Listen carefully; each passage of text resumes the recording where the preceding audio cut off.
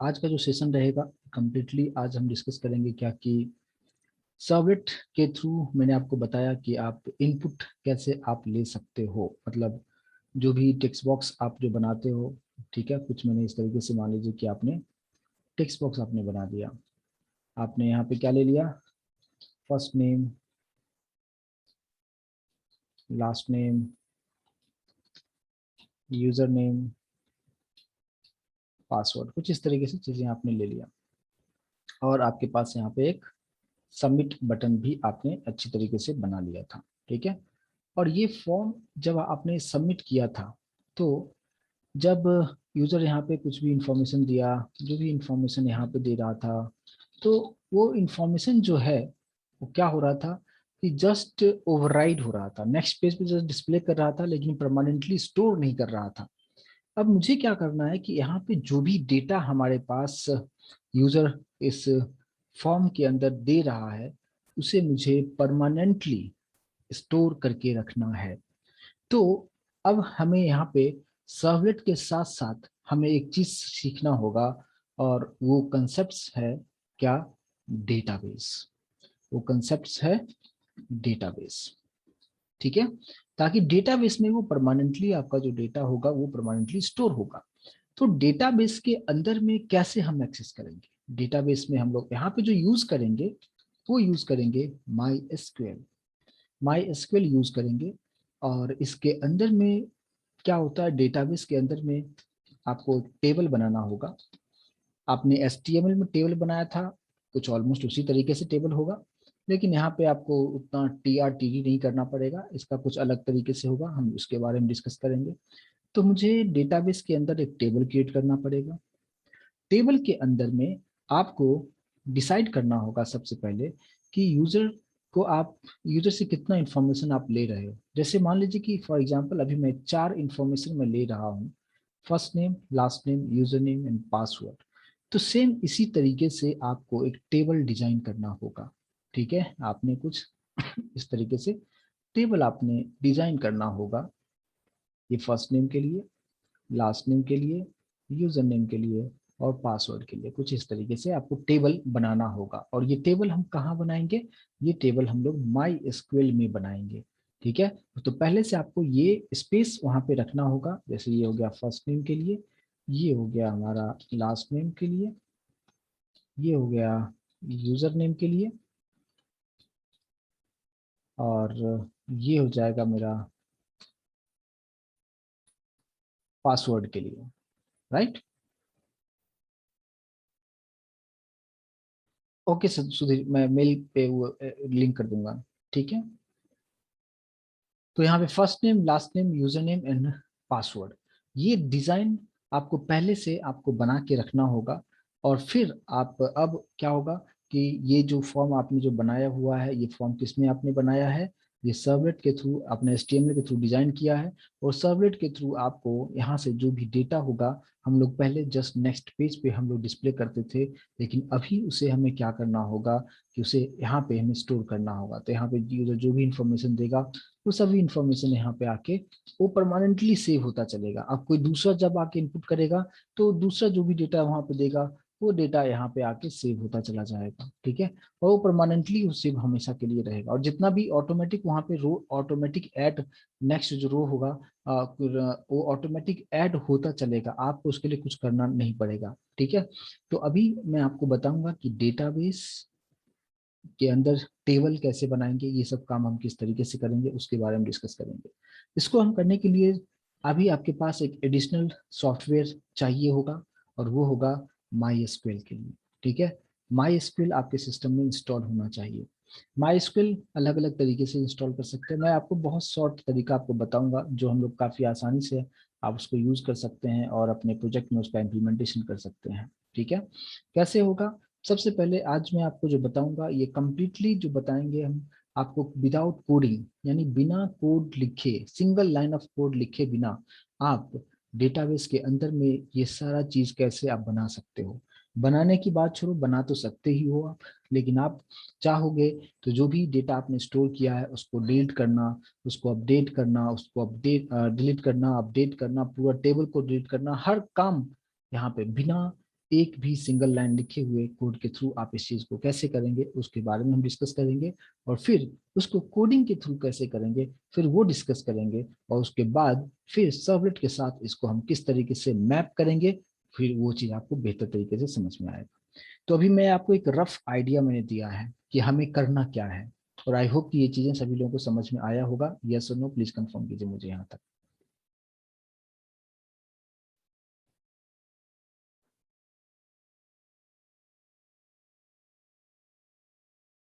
ठीक है, तो अब देखिए यहाँ पे हम क्या सब चीजें करेंगे। अब इसके लिए मैं आता हूँ यहाँ पे ब्राउजर पे।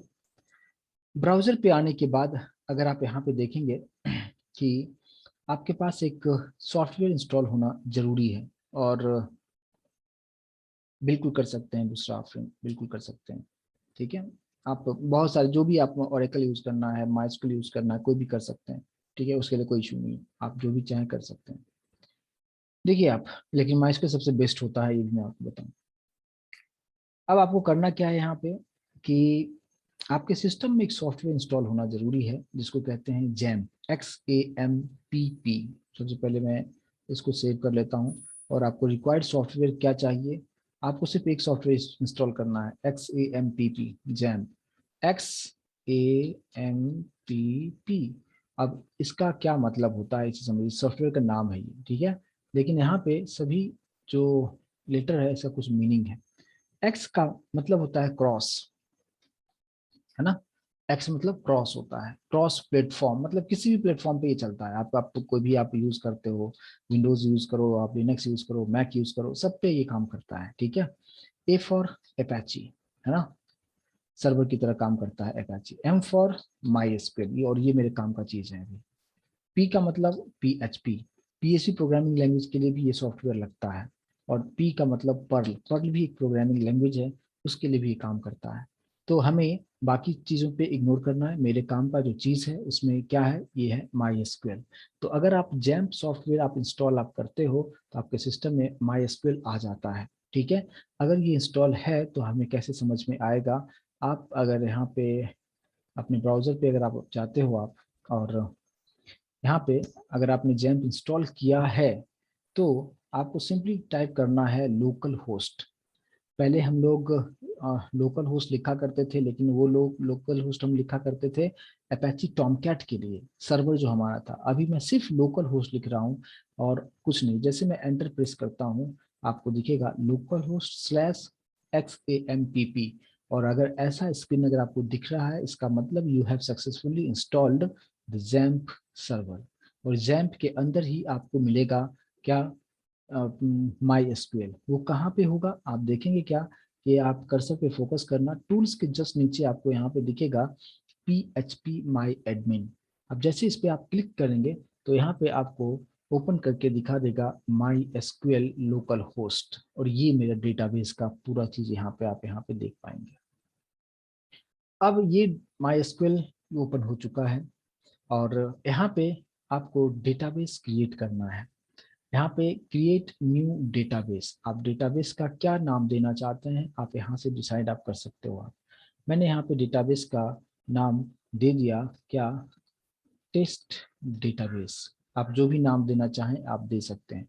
मैंने यहाँ पे क्या दे दिया, टेस्ट डेटाबेस। और जस्ट यहाँ पे क्रिएट नाम का एक ऑप्शन है, बटन है, जैसे आप इस पे क्लिक करेंगे एक डेटाबेस बन चुका है। और आपको ऊपर मैसेज भी दिखा रहा है कि database, test database has been created.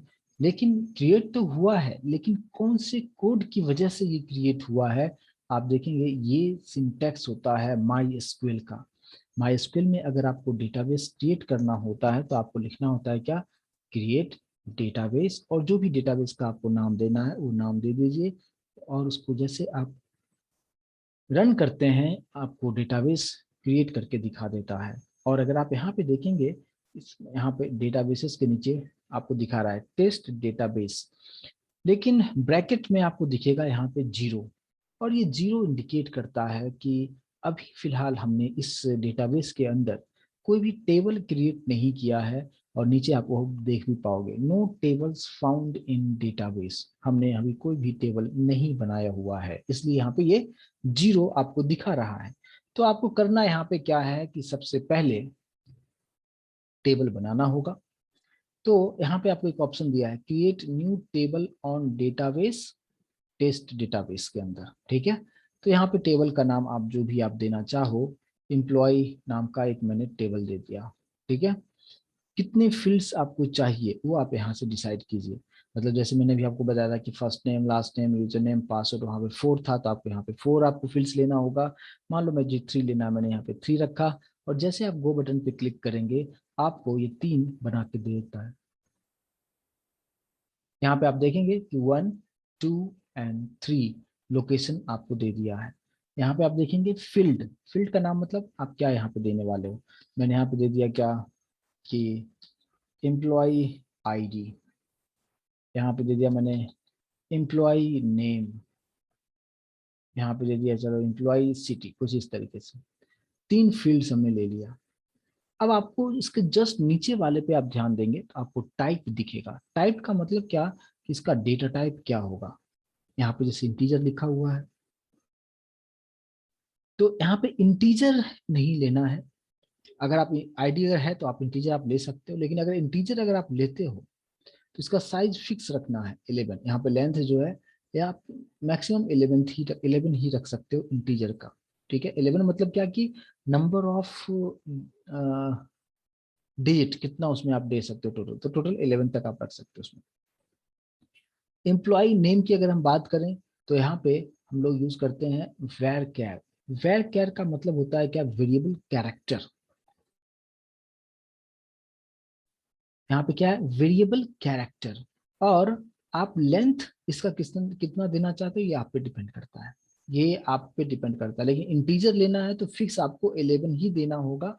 और वेरकेर अगर आप लेते हो तो आप इस पे डिपेंड करता है। अगर मैं यहाँ पे 44 देता हूँ, इसका मतलब क्या कि यूजर अगर अपना नाम डालता है तो उसका जो नाम का जो लेटर में पूरा जो टोटल आप काउंट करोगे उसका लेंथ 44 एक्सीड नहीं होना चाहिए।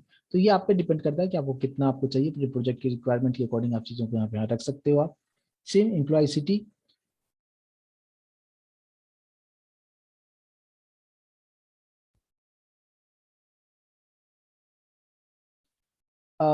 इंटीजर का जो लेंथ है वो 11 क्यों होता है, आप जावा में भी मैंने बताया था जावा में जो है इंटीजर का जो मैक्सिमम जो अगर आप वैल्यू पता होगा अगर आपको, तो उसमें टोटल अगर काउंट करोगे तो 11 तक ही आता है।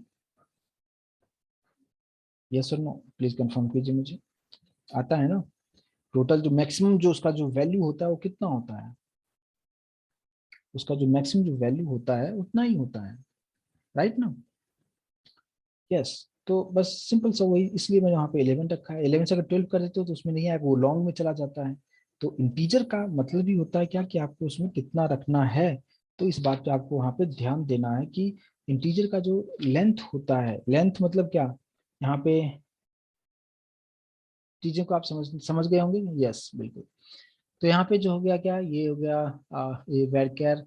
और वेरकेर का मतलब वेरिएबल कैरेक्टर, इसका मतलब क्या कि किसी भी टाइप की वैल्यू को इसमें स्टोर कर सकते हो आप। मतलब क्या, उसमें आप क्या रख सकते हो, आप क्या किसी भी टाइप की वैल्यू का मतलब क्या कि आप उसमें नंबर भी स्टोर कर सकते हो। जैसे इंटीजर यहाँ पे रखा है तो इंटीजर ही रखना पड़ेगा।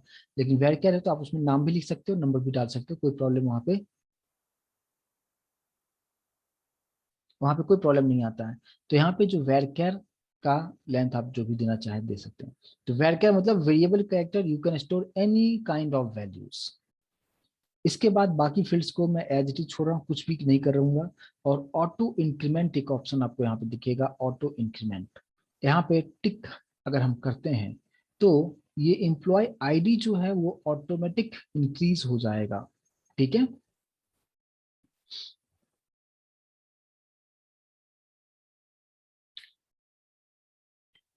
यहाँ पे जो ऑटो इंक्रीमेंट का मतलब क्या हो जाएगा कि यहाँ पे धीरज मैं आपका क्वेश्चन समझा नहीं। D dot B and it's type मुझे समझ में नहीं आया। यहाँ पे आपको क्या करना है, ऑटो इंक्रीमेंट पे आपको टिक करना है। ऑटो इंक्रीमेंट पे टिक करने का मतलब ये होगा कि आपको आईडी पास नहीं करना पड़ेगा, ऑटोमेटिक जो है वो 1 अगर रहेगा। सेकंड दूसरा इनपुट आप जैसे देते हो 2 हो जाएगा, तीसरा 3 4 5, ऑटोमेटिक वो बढ़ते चला जाएगा, आपको कुछ भी देना नहीं पड़ता है।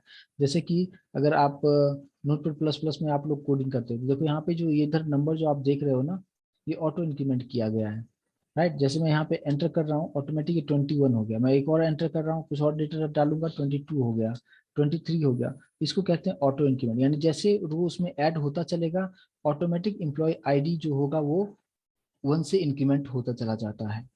आई होप ये चीज क्लियर होगा, ऑटो इंक्रीमेंट क्या क्या चीजें हैं, राइट।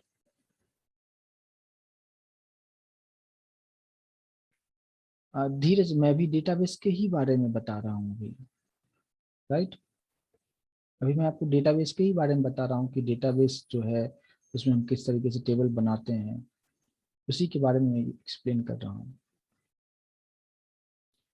अब यहाँ पे ऑटो इंक्रीमेंट मैंने यहाँ पे कर दिया है।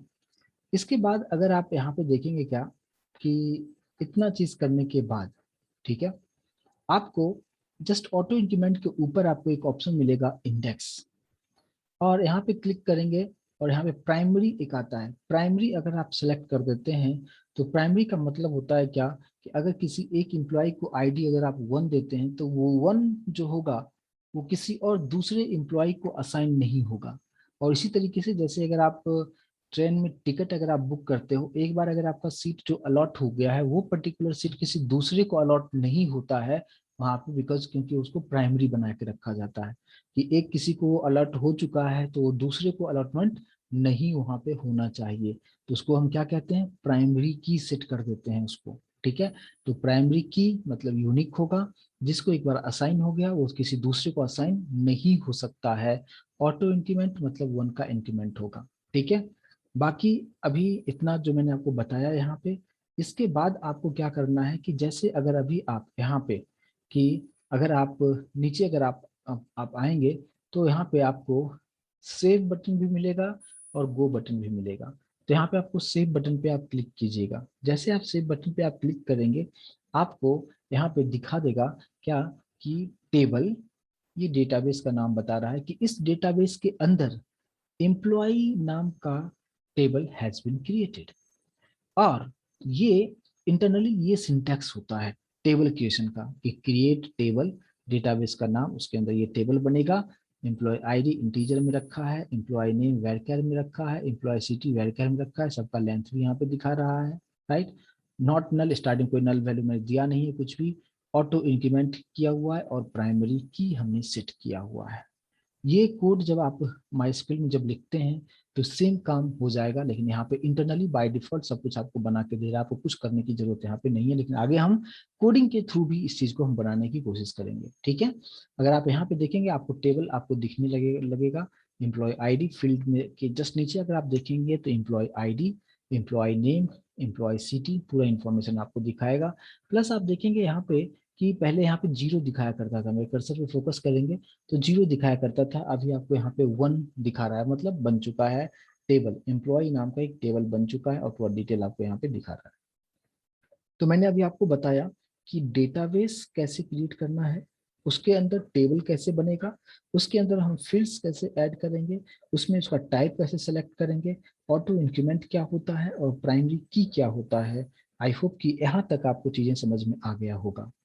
और अब ये डेटाबेस टेबल तो बन चुका है, लेकिन इसको हम स्टोर कैसे करेंगे, मतलब इसमें अगर मुझे कुछ डेटा स्टोर करना होगा तो हम कैसे करेंगे, राइट। दीपमाला, इसको हम कमांड प्रॉम्प्ट पे क्यों शो करेंगे, क्योंकि ये माइस्क्वेल एक अलग ही पोर्टल यहाँ पे दिया गया है, राइट।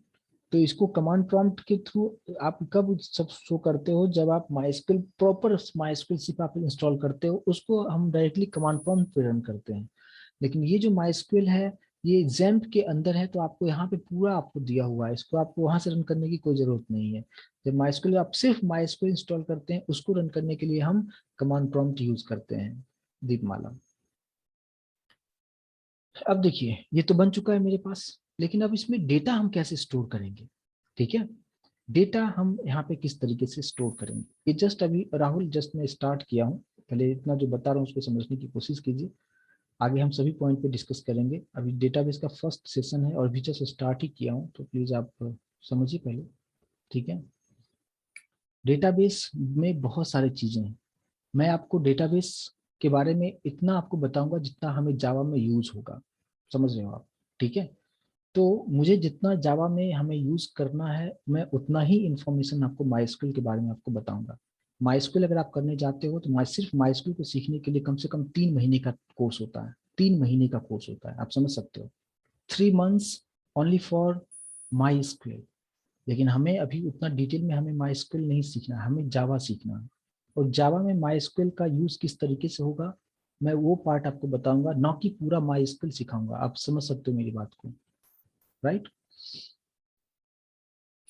अब यहाँ पे आप देखें क्या कि यहाँ पे एम्प्लॉय टेबल बन चुका है, इसके अंदर हमने डेटा कैसे बनाया वो बता दिया। लेकिन अब बात करते हैं क्या कि अगर हमें यहाँ पे अगर डेटा को स्टोर अगर मुझे करवाना है तो हम कैसे करेंगे, ठीक है। और यहाँ पे जो ये आपको जो दिखा रहा है ना इंजन, ये जो दिखा रहा है ये बाय डिफॉल्ट दिखाता है। क्यों दिखा रहा है, क्योंकि यहाँ पे जो चीजें आपको जो बता रहा है ये हमने कोडिंग के थ्रू नहीं क्रिएट किया है। कोडिंग जब आप लिखोगे, हम कोडिंग में हम ये सब चीजें बिल्कुल नहीं लिखेंगे, ये ऑटोमेटिक जनरेट करके उसने दिया है। इंजन का मतलब यहाँ बता रहा है कि ऑटोमेटिक जो इंटरनली जो वर्चुअल मशीन है वो आपको रन करके आपको दिखा रहा है, आप कोडिंग के थ्रू नहीं कर रहे हो आप, राइट। तो इसलिए ये इम्पोर्टेंट पार्ट यहाँ पे नहीं था कि जो इसके बारे में मुझे बताया जाए, राइट। अभी जो चीजें मैं आपको बता रहा हूँ ये शॉर्टकट एक ओवरव्यू में आपको बता रहा हूँ, ठीक है। अब आप अगर आप देखेंगे क्या कि ये तो मेरा डेटाबेस बन चुका है, अब डेटा इसमें स्टोर कैसे करेंगे। तो स्टोर करने के लिए दो तरीके हैं। एक तो डायरेक्टली हम माइस्क्यूएल का यूज करते हुए डेटा को स्टोर कर सकते हैं, दूसरा इसको जावा से कनेक्ट करना पड़ेगा और फिर उसके थ्रू हम करेंगे। मैं आपको दोनों तरीके से आपको हम बताएंगे। सबसे पहले समझिए कि अगर मुझे जावा से कोई कनेक्शन नहीं करना है तो यहाँ पे हम किस तरीके से कर सकते हैं। आपको यहाँ पे एक बटन दिया है इंसर्ट, है ना। जैसे आप इंसर्ट बटन पे आप क्लिक करेंगे तो आपको यहाँ पे वैल्यू दिखेगा, है ना। यहाँ पे आपको वैल्यू दिखेगा और डायरेक्टली आप वैल्यू यहाँ पे आप यूज आप कर सकते हैं, राइट।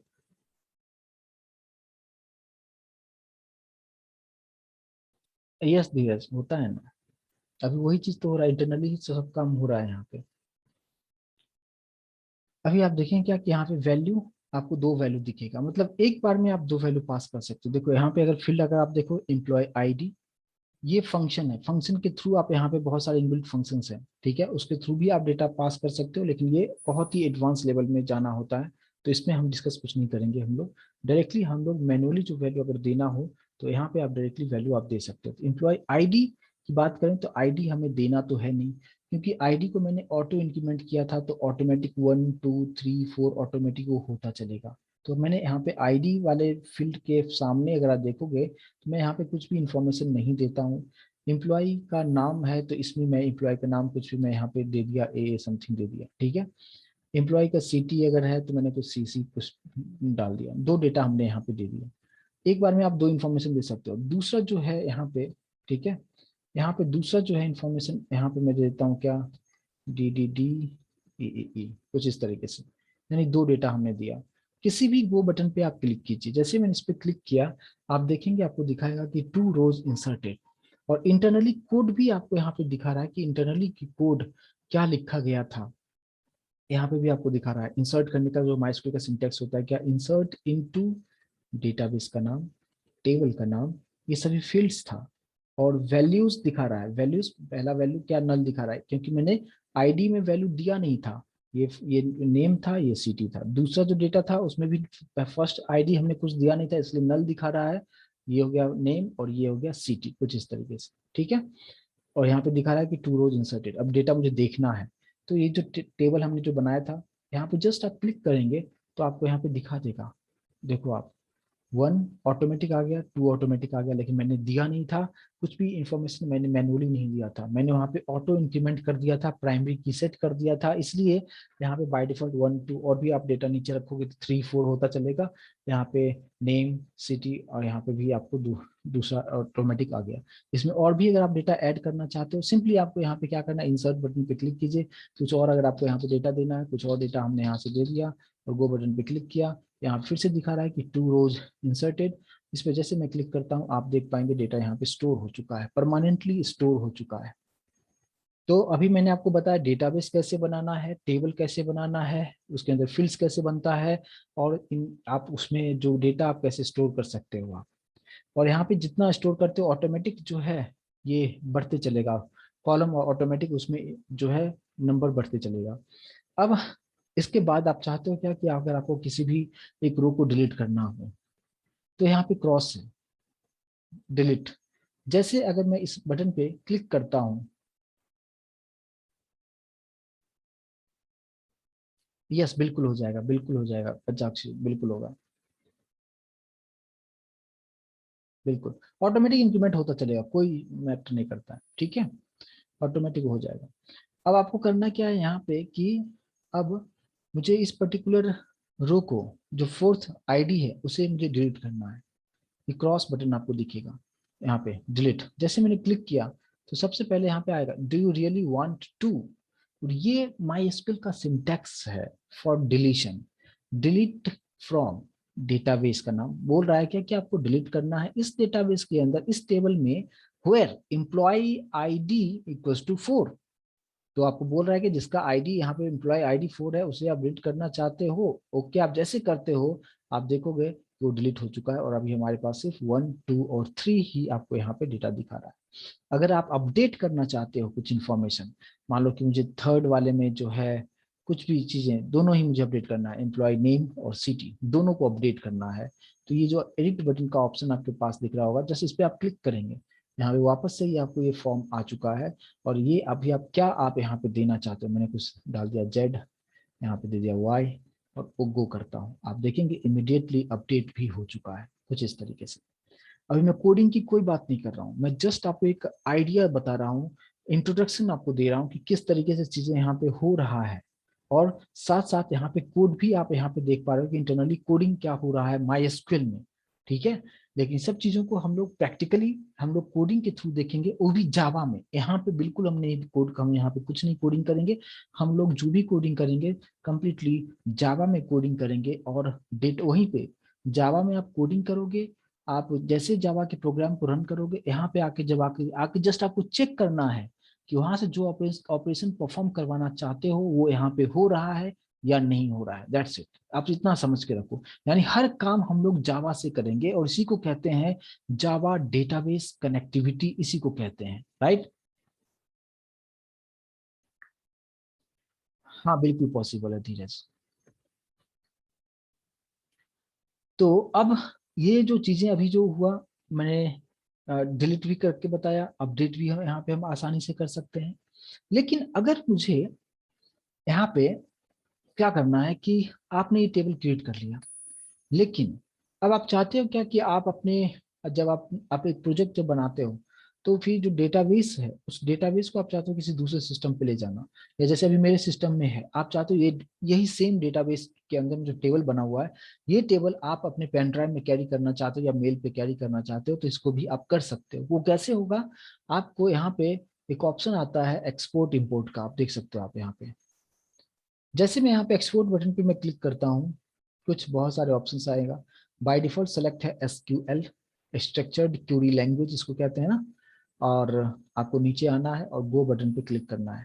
जैसे आप क्लिक करेंगे यहाँ पे आ चुका है employee.sql, ये डाउनलोड में जाके बन चुका है, और मैंने इसको कॉपी कर लिया यहाँ पे जहाँ भी डाउनलोड हुआ है, और उसके बाद मैंने इसको डेस्कटॉप पे रख दिया है, ठीक है।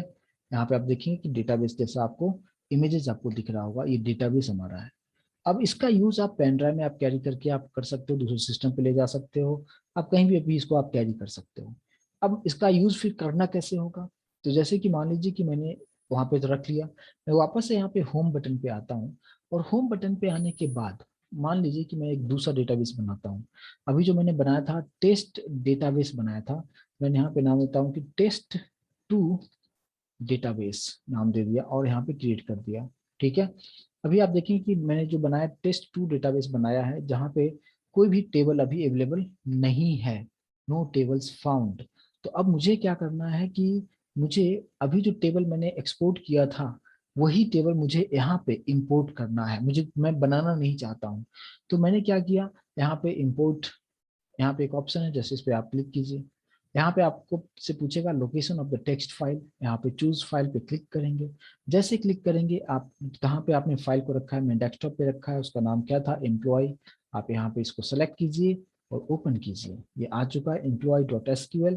और यहाँ पे आप गो बटन आपको मिलेगा, इस पे आप क्लिक करेंगे और आप देखेंगे कि यहाँ पे दिखा रहा है कि import हैज सक्सेसफुली फिनिश्ड, और यहाँ पे एम्प्लॉय आ चुका है ना, टेबल बन चुका है। जैसे इस पे आप क्लिक करेंगे आपको वही एग्जैक्टली सेम डेटा दूसरे डेटाबेस में भी आप यहाँ पे रख सकते हैं। आई होप कि आपको ये समझ में आ रहा है कि डेटाबेस अगर आप बना भी लेते हो तो किस तरीके से उसको एक्सपोर्ट और इम्पोर्ट किया जाता है। आप चीज़ों को समझ में आ रहा होगा, यस नो प्लीज मुझे कंफर्म किए। यहाँ तक जो भी चीज़ें मैंने आपको बताया है अच्छी तरीके से समझ में आप लोगों को आया क्या? ठीक है, क्योंकि मैं यहाँ पे कुछ कोडिंग बता ही नहीं रहा हूँ, मैं आपको जस्ट एक आइडिया में दे रहा हूँ कि आगे हम लोग ये सब चीजें हम लोग करेंगे। ठीक है, इसके बाद इसके बाद अगर यहाँ तक ये चीज क्लियर है तो हम किस तरीके से कर सकते हैं। एक्सेल का पार्ट अलग होता है, डेटाबेस का जो चीजें होता है वो अलग होता है। एक्सेल अब यूज में बिल्कुल नहीं आता, वहाँ पे सिक्योरिटी नहीं होता है इनेबल्ड ट्रांजैक्शन। ठीक है, तो आप जो कुछ भी आप करेंगे कंप्लीटली आपको यहीं पे डेटाबेस में करते हैं, वो ज्यादा सेफ होता है। पहले होता था, पहले एक्सेल में किया करते थे तो वो सेफ बिल्कुल नहीं होता था। ठीक है, धीरज मैंने अभी उसका आंसर भी किसी और ने भी पूछा था कि कमांड प्रॉम्प्ट के थ्रू इसको करना है क्या, तो मैंने बताया भी था कि कमांड प्रॉम्प्ट के थ्रू करना है तो आपको सिर्फ माई एसक्यूएल इंस्टॉल करना पड़ेगा। ये जैम्प एक अलग से आपको सॉफ्टवेयर बना के दिया है, आपको यहीं पे सारा चीज कर लेते हैं। राइट, तो मैंने पूरा आपको इन्फॉर्मेशन दिया है। बिल्कुल एग्जैक्टली दूसरा बिल्कुल वही सेम होता है, बिल्कुल एग्जैक्टली सेम उसी तरीके से होता है। आप कितना भी उसमें ऐड करना चाहो आप कर सकते हो, कितना भी चीजें आप कर सकते हो। डेटाबेस इसलिए बनाया गया क्योंकि यहाँ पे कोई भी लिमिटेशन नहीं होता है सबीना। राइट, और दूसरा का जो क्वेश्चन था मैंने बता दिया, बिल्कुल एग्जैक्टली जो भी चीजें मैं यहाँ पे बता रहा हूँ एग्जैक्टली सेम। डेटाबेस आप ऑरेकल यूज करो, आप माइस्क्यूएल यूज करो, पोस्ट जीआर यूज करो, हर डेटाबेस, बहुत सारे डेटाबेस है। राइट, सभी में यही कहानी होता है। इवन सिंटेक्स भी जो मैंने आपको बताया है, टेबल क्रिएट करना है तो हर जगह वही होता है, क्रिएट टेबल, टेबल का नाम, डेटाबेस बनाना है तो क्रिएट डेटाबेस, डेटाबेस का नाम, वैल्यू इंसर्ट करना है तो इंसर्ट इनटू टेबल का नाम। और जिस तरीके से अभी सिंटेक्स आ रहा था, फेच करना है तो सेलेक्ट स्टार फ्रॉम टेबल का नाम, हर चीज सेम होता है, बस प्लेटफॉर्म अलग अलग बना दिया है। राइट, तो उस चीज अब जैसे अभी जो मैं यूज कर रहा हूँ, अभी जो ब्राउजर मैं यूज कर रहा हूँ, क्या यूज कर रहा हूँ, मैं यूज कर रहा हूँ गूगल क्रोम यूज कर रहा हूँ। ठीक है, जो काम गूगल क्रोम कर रहा है वही काम फायरफॉक्स भी करता है, वही काम ओपेरा मिनी भी करता है, यस और नो। तो वहां पे ओपेरा मिनी या फायरफॉक्स सर्विस प्रोवाइडर है, सब अलग अलग अलग अलग एजेंट है, बोल रहा है कि आप मेरा ब्राउजर यूज कीजिए आपको सबसे ज्यादा सिक्योरिटी मिलेगा। बात वही है, काम वही चीज हो रहा है। सेम डेटाबेस में भी आप यहाँ पे कोई भी डेटाबेस आप यूज करते हो, प्लेटफॉर्म अलग है, नाम अलग अलग है, काम बिल्कुल सबका वही होता है। आई होप की चीजें आपको समझ में आया होगा कि अब जितने भी नया नया कंपनी जो आता है वो भी चाहता है कि हम अपना डेटाबेस बनाएं। तो डेटाबेस अगर आप बनाएं तो जैसे मान लीजिए कि आप जिस एरिया में आप रहते हैं, मैं आपको सिंपल से एग्जांपल आपको बताता हूँ। आप जिस एरिया में अगर आप रहते हैं, ठीक है, तो अगर वहाँ पे वाईफाई इंटरनेट के लिए अगर आपको चाहिए तो 5-6 सर्विस प्रोवाइडर आपको मिलते हैं। राइट, प्राइस का आगे पीछे हो रहता है, लेकिन बाकी जो चीजें हैं आपको उसी तरीके से, घर में अगर वाईफाई लग गया, आपको जो भी सर्व करना है आप सर्व कीजिए, उससे कोई मैटर नहीं करता है कि आप अगर आप इसका अगर यूज कर रहे हैं तो आप जीमेल नहीं ओपन कर पाएंगे, अगर आप टाटा स्काई का यूज करते हैं तो आप फेसबुक ओपन नहीं कर पाएंगे, ऐसा तो नहीं है। आपको जो भी चीजें करना है आप कर सकते हो। आप एग्जैक्टली डेटाबेस भी सभी अलग अलग कंपनी है, ओरेकल ने भी बना के दिया, माइस्क्यूएल ने भी बना के दिया, एसक्यूएल अलग होता है, माइस्क्यूएल अलग होता है, एक चीज और बताऊं। ठीक है, तो बहुत सारे जो है अभी जो आ रहा है मार्केट में, मोंगो डीबी आ रहा है। ठीक है, तो सभी कंपनी नए नए तरीके से अपना बनाते हैं और मार्केटिंग करते हैं, आप जिसका आप यूज कीजिए, क्योंकि अगर आप प्रोजेक्ट में यूज करते हैं तो आपको वहां पे उसको परचेज करना पड़ता है। जो भी कंपनी में आप जाएंगे और डेटाबेस अगर आप काम करेंगे तो वहां पे लाइसेंस वर्जन परचेज करना पड़ता है, तो कंपनी वाले को वहां पे पे करना होता है। अगर आपने ओरेकल यूज करें तो ओरेकल वाले को पे करोगे, अगर माइस्क्यूएल यूज करें तो माइस्क्यूएल वाले को पे करोगे, अगर आप जैम्प, अभी जो मैं बता रहा हूँ जैम्प यूज करते हो, जैम्प वाले को पे करना पड़ेगा। तो ये अलग अलग सर्विस प्रोवाइडर होते हैं, काम वही सब चीजें होता है। राइट, आई होप कि ये समझ में आ रहा होगा। देखिए एसक्यूएल जो होता है वो डॉट नेट के लिए यूज किया जाता है, और माई एसक्यूएल जो होता है वो पीएचपी और जावा के लिए हम वहाँ पे यूज हम करते हैं, दूसरा फ्रेम। ठीक है, एसक्यूएल जो होता है वो माइक्रोसॉफ्ट का है, माई एसक्यूएल जो है ये जैम्प का है, अभी जो मैं आपको अभी जो चीजें बता रहा हूँ। ठीक है, अलग अलग कंपनी है, समझ में आ रहा है। तो यहाँ पे जो है, जो अभी चीजें मैं आपको बता रहा हूँ कि एसक्यूएल जो हम यूज हम करते हैं, अगर आप डॉट नेट प्रोग्रामिंग लैंग्वेज आप सीखते हो, ASP dot net, C hash dot net, तो वहाँ पे जो डेटाबेस से कनेक्टिविटी किया जाता है उस वक्त हम लोग एसक्यूएल यूज करते हैं। क्योंकि आप जानते हो डॉट नेट जो होता है वो माइक्रोसॉफ्ट का है, और माइक्रोसॉफ्ट जो है प्रोडक्ट के मामले में और उसका कॉपीराइट के मामले में सबसे ज्यादा स्ट्रिक्ट होता है। वो डॉट नेट को इस तरीके से बनाया कि उसमें किसी दूसरे डेटाबेस को आप कॉन्फ़िगर कर ही नहीं सकते हो। जैसे जावा भी हमारे पास क्या है, आप इसमें आप माइस्क्वेल यूज कर सकते हो, आप इसमें ओरेकल यूज कर सकते हो, मोंगो डीबी आप इसमें यूज कर सकते हो, एंगुलर को आप इसमें यूज कर सकते हो। तो इसमें डाइवर्सिटी है, इसलिए जावा सबसे ज्यादा क्यों यूज किया जाता है, जहां जहां पे टेक्नोलॉजी जो नया टेक्नोलॉजी आया और जो सिक्योरिटी दे रहा है उसके साथ कनेक्शन वहां पे कर लेता है। राइट। ये माइस्क्वेल का सबसे अपडेटेड वर्जन, जो अभी जो मैं बता रहा हूँ आपका सबसे अपडेटेड वर्जन है। और वर्जन जो होता है वो कोई मैटर नहीं करता है, आज अभी आप जो मैं यूज कर रहा हूँ, अगर आप अभी सेम चीज को अगर आप डाउनलोड करने जाओगे 2 वर्जन एक्स्ट्रा आ जाता है। ठीक है, और वर्जन का मतलब ये होता है कि कोई कोई चीजें जो ड्रॉबैक होता है उसको सही करके और बस उसी को नाम दे देता है। जैसे अगर आप मान लो कि मोबाइल अगर आप परचेज करते हो आप, ठीक है, वर्जन की बात पूछते हो तो इसके इसको आप समझिए कि वर्जन कोई मैटर नहीं करता क्या होता है। जैसे कि अगर आप मान लो कि आप वीवो का मोबाइल आप परचेस करने चाहते हो, आज से 4 साल पहले जो मोबाइल आपने परचेस किया था, परचेस करने के 10 दिन के बाद दूसरा एक नया वर्जन आता है, उसका प्राइस 10,000 बढ़ा देता है। होता है ऐसा, ऐसा होता है। और उसमें करता क्या है, जस्ट जो मोबाइल का जो पिक्सल होता है ना, फ्रंट कैमरा का, वो 2 4 10 पिक्सल बढ़ा देता है, और जैसे वो बढ़ा दिया आपसे प्राइस उतना आपसे ले लिया। ठीक है, सेम उसी तरीके से जावा जो हम लोग यूज करते हैं, जैसे जेडीके यूज करते हैं, जेडीके 1.1, जेडीके 1.2, और अभी तक कहाँ पे आ चुके हैं, 16 तक आ चुके हैं। तो यहाँ पे क्या किया जाता है, जो भी वर्जन जो बनता है मार्केट में लॉन्च किया गया, ठीक है, मार्केट में लॉन्च किया गया, उसका यूज किया गया, बाद में पता चला कि इसमें ये ड्रॉबैक है, इसमें ये ड्रॉबैक है, ये इसमें ऐसा ऐसा काम नहीं कर रहा है। तो फिर उसने क्या किया, उस ड्रॉबैक को सही किया, उसको बोल दिया कि जावा का नेक्स्ट वर्जन ये आ गया है। समझ में आ रहा है। तो इस तरीके से चीजों को वहां पे बनाया जाता है, उसी को वर्जन कहते हैं। अब जैसे मैंने मोबाइल का बताया, उसी तरीके से आप कोई भी अगर आप 4 व्हीलर आप परचेज करते हो, कार आप खरीदते हो, है ना, थोड़ा सा एक ही रहता है, अलग अलग वेरिएंट बना देता है। इसमें जो है डिस्प्ले अगर ऐसा होगा, उसका जो है 2 लाख प्राइस बढ़ा देता है। तो ये सब जो चीजें होता है, जस्ट वहां पे कुछ एक्स्ट्रा फीचर्स ऐड किया गया, या पहले का जो फीचर्स था उसी को अपग्रेड कर दिया गया, जो पहले जो ड्रॉबैक था उसको सही कर दिया जाता है, और न्यू वर्जन को मार्केट में लॉन्च कर दिया जाता है। ठीक है, तो यहाँ पे कोई मैटर नहीं करता है।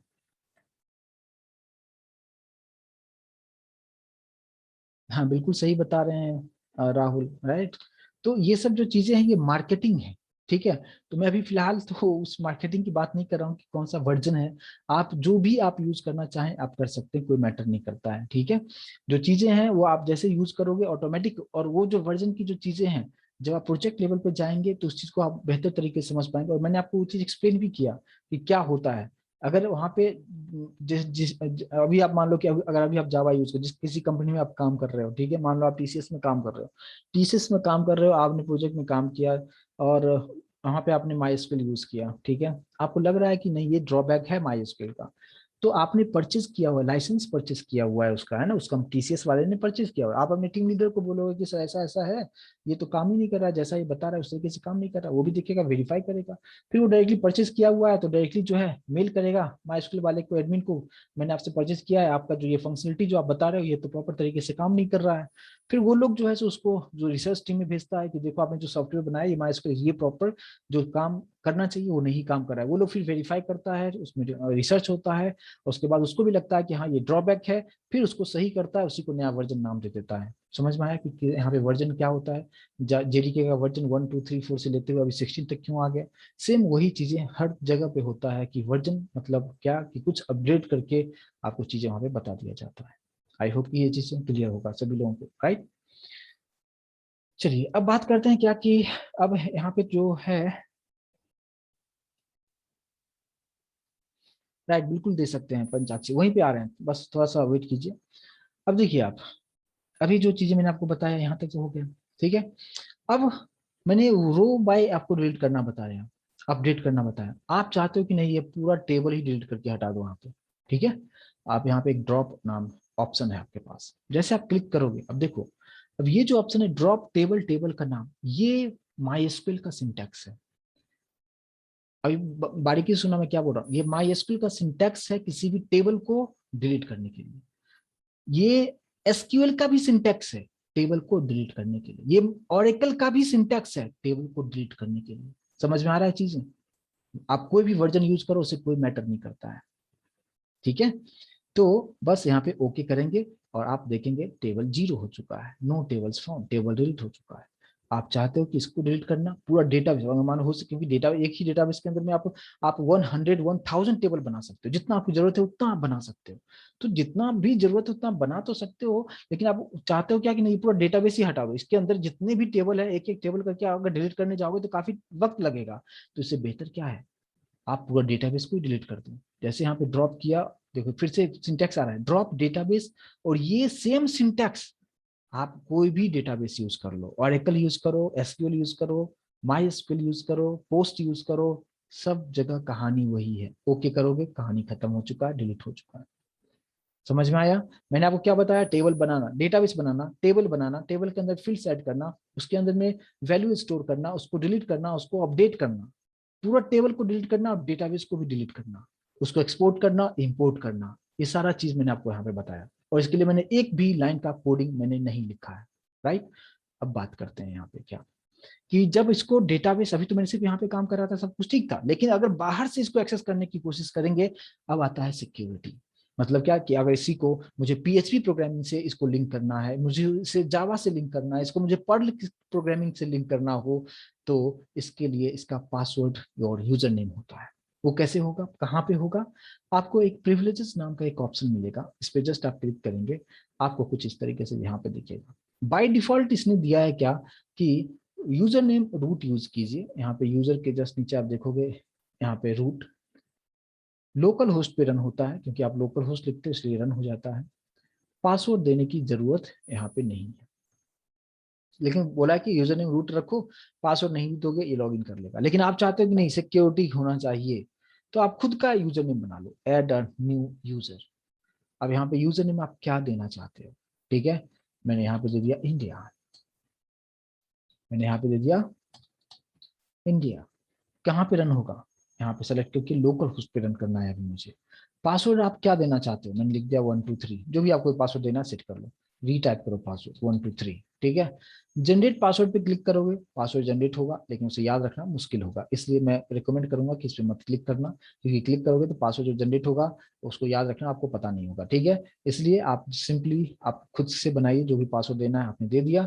इसके बाद नीचे आना, चेक ऑल कर दो। यानी चेक ऑल करने का मतलब क्या, कि इस यूजर नेम एंड पासवर्ड के साथ के हेल्प से आप डेटाबेस का सभी ऑपरेशन, इतने सारे सभी ऑपरेशन आप परफॉर्म आप कर सकते हो आप। और जैसे गो बटन पे आप क्लिक करते हो, आपको दिखाएगा you have added a new user, ठीक है। और वो कैसे देखना होगा, वापस से मैं जा रहा हूँ इस होम बटन पे, फिर से प्रिविलेजेस में जाता हूँ, और अभी मैंने इंडिया जो लिखा था आपको यहाँ पे दिखेगा, इंडिया होस्ट लोकल होस्ट पे रन हो रहा है। और यस पासवर्ड मैंने दिया हुआ है, लेकिन क्या दिया हुआ है ये आपका रिस्पॉन्सिबिलिटी, आप याद रखिए कि आपने क्या दिया हुआ है। और यही यूजर नेम एंड पासवर्ड हम यूज करेंगे कहाँ पे, जावा प्रोग्रामिंग में, सर्वलेट में, जेएसपी में, हाइबरनेट में, स्प्रिंग में, हर जगह यूज करेंगे, तो ही जावा इस माईएसक्यूएल डेटाबेस के साथ कनेक्ट होगा और हमें काम करके देगा। और इसको क्या कहते हैं, जावा डेटाबेस कनेक्टिविटी, कि जावा को डेटाबेस के साथ हम कनेक्ट करते हैं। At that time we must need a user name and password for the MySQL, and that password you can generate by your own, right. अगर आप नहीं चाहते हो कि खुद से जनरेट करना, तो बाय डिफॉल्ट आप यूज कर सकते हो रूट, यूजर नेम, पासवर्ड देने की जरूरत नहीं है, और डायरेक्टली आप एक्सेस आप कर सकते हो, ठीक है। तो ये जो भी चीजें अभी बताया मैंने आपको, एक ओवरऑल आइडिया आपको दिया कि हमें करना क्या है। लेकिन अब यही सब चीजें हमें करना है कंप्लीटली, यहाँ पे आना भी नहीं है, और हमें हर चीज करना है इक्लिप्स के थ्रू, यानी जावा में कोडिंग करेंगे, और जावा में के कोड करने के बाद जब उसको आप रन करोगे, रन करने के बाद जस्ट आप यहाँ पे आके देखो कि डेटाबेस बना क्या, टेबल बना क्या, वैल्यू इंसर्ट हुआ क्या, आप जो भी ऑपरेशंस करना चाहते हो हर चीज जावा के थ्रू करते हो, वो सिक्योरिटी बहुत ज्यादा हाई हो जाता है। क्योंकि माई एसक्यूएल का जो सिक्योरिटी है वो जावा से बहुत कम है। इसलिए रिकमेंड किया जाता है क्या कि आप जब भी आप डेटाबेस जब आप बनाते हो तो आप जावा के थ्रू बनाओ, वही चीजें ज्यादा सिक्योर हो जाता है। अभी जो मैंने आपको बनाया है, अभी जो मैंने आप कोडिंग करके यहाँ पे बनाओ, अभी या जैसे मैं आपको शॉर्टकट कीज आपको बताया, इसमें उतना सिक्योरिटी नहीं होगा जितना कि मैं आपको आगे कल के सेशन में बताऊंगा कि जावा के थ्रू हम ये सब चीजें कैसे करेंगे। उससे भी ज्यादा सिक्योरिटी हो जाएगा जब हम फ्रेमवर्क यूज करेंगे, जब हाइबरनेट यूज करेंगे, वहां पे तो एसक्यूएल सिंटैक्स यूज ही नहीं करेंगे। अभी मैंने आपको बताया कि अगर मुझे डेटाबेस क्रिएट करना होता है तो मैंने क्या सिंटैक्स लिखा था, क्रिएट डेटाबेस, डेटाबेस का नाम, तो डेटाबेस क्रिएट हुआ था। अगर मुझे टेबल क्रिएट करना हो तो मैंने क्या लिखा, क्रिएट टेबल, टेबल का नाम, क्या क्या फील्ड्स है वो सब लिखना पड़ता है। लेकिन हाइबरनेट के थ्रू ये सब बिना लिखे हुए, without using the MySQL syntax, how can we operate all the database operations? That is all about the Hibernate framework. इसलिए हाइबरनेट फ्रेमवर्क सबसे ज्यादा इंपॉर्टेंट पार्ट होता है कि अगर आप डेटाबेस के साथ काम कर रहे हो तो आप हाइबरनेट के साथ आप काम करेंगे, हर चीज इतना सिक्योर हो जाएगा कि हैकर को समझ में नहीं आएगा टेबल बन कैसे गया, क्योंकि आपने माइस्क्यूएल सिंटैक्स यूज ही नहीं किया। क्योंकि सब कुछ माइस्क्यूएल सिंटैक्स के थ्रू किया जा रहा है, लेकिन आपने हर चीज जो है कंप्लीटली आपने जो यूज किया है वो सब कुछ जावा में किया है, वो भी हाइबरनेट के थ्रू किया है, राइट। यस बिल्कुल धीरज, वही मैंने बताया अभी, राइट। तो आई होप कि अभी जो चीजें मैंने आपको बताया है आप लोगों को अच्छी तरीके से समझ में आया होगा। और आगे हम क्या करेंगे, अभी जो चीजें आज जो मैंने आपको बताया है बस वही सब चीजें करेंगे, लेकिन सब कुछ जावा के थ्रू ये सब काम कैसे करेंगे। तो अभी आपका जो काम है, क्या करना है, इस चीज को आपको समझने की कोशिश करना है, क्या कि रिकॉर्डिंग ऑलरेडी अभी अपलोड भी कर दूंगा इसको, आप वहां पे जाके उसको चेकआउट कीजिए और उसको समझने की कोशिश कीजिए कि किस तरीके से सारा चीज यहाँ पे होगा।